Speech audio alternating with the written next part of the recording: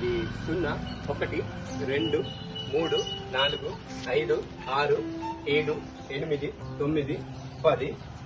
అయితే ఈ మన తెలుగు అక్షరమాల మరియు తెలుగు అంకెలను ఈ ప్రయోగులు గోడ మీద ఎందుకు చేయబడినదంటే మనం మన భాషను ఎప్పుడు గుర్తుపెట్టుకోవడం, దాన్ని వాడకంలో ఉంచడం మన మన సంస్కృతికి నిదర్శనం అది.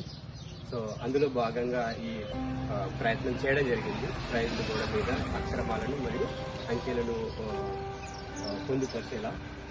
నా విన్నపం ఏంటంటే నేనేదైతే ఇప్పుడు మీకు తెలుగు అక్షరమాల అంకెలను పరిచయం చేస్తున్నా, మీరు అదే విధంగా ప్రపంచానికి వీడియో ద్వారా లేదా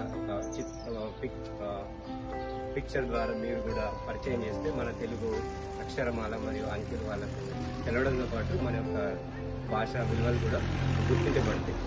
ధన్యవాదాలు.